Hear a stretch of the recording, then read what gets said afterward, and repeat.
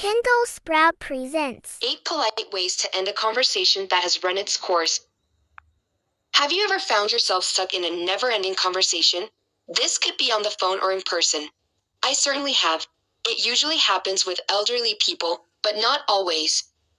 Just when you think the conversation is finally over and you say your goodbyes, the other person continues talking. If you're like me, you don't want to be rude, but you've got other things to do. So how do you end the conversation politely?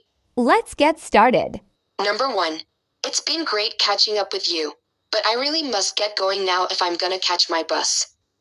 When you bump into someone you haven't seen in a while and don't know how to end the conversation, a good way to do it politely is to let them know that you have a bus to catch, train, tram, etc.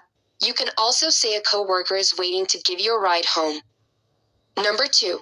It's been great chatting with you. We should do this again soon. No matter how engaging the conversation is, eventually, it has to end and you need to gracefully bow out. Letting them know that you enjoyed the exchange, great chatting with you, and that you look forward to speaking to them again in the near future is a great way to end a conversation that has run its course. Number 3. Wow. Would you look at the time? I've had such a great time talking to you, but I need to get going. It's time to make dinner. It's polite and it's flattering to tell someone that you didn't notice the time fly by because you enjoyed the conversation so much. It's late and you need to get home to make dinner.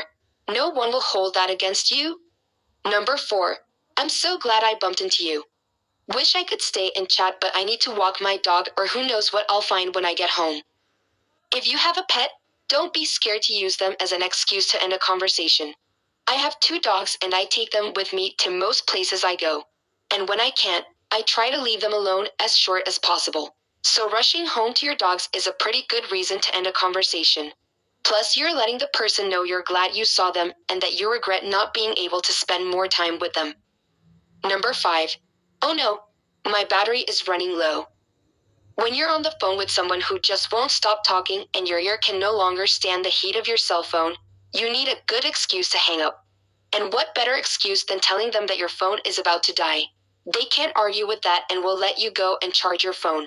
I've had to do this with my aunt on more than one occasion when the conversation went on for more than an hour. I didn't hurt her feelings and I had a way to escape. Number 6. I'm so sorry, I need to go take the chicken out of the oven before it burns. If you're making dinner and have a chicken that needs tending to, don't be scared to use it as a way to end the conversation. You shouldn't have to burn your meal just because you're on the phone.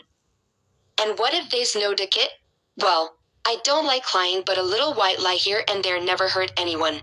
They won't know that there's no chicken in the oven and it's a perfectly polite and legitimate reason to hang up. Number 7.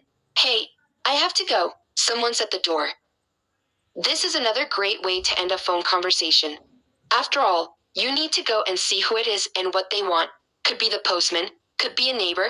Can't ignore them. Number 8. It was great seeing you.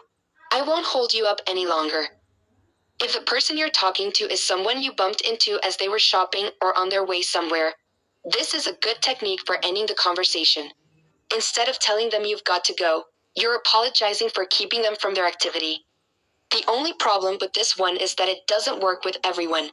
If someone is really eager to talk and doesn't know when it's time to stop, they may not get the gist and they'll say, "Oh no, don't worry, I'm in no rush," and then you're in real trouble.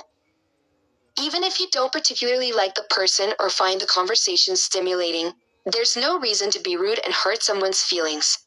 And with these 8 polite ways to end a conversation that has run its course, you'll always have a way out. So here are the 8 polite ways to end up conversation that has run its course. If you liked the video, then share it with others. Until next, stay tuned.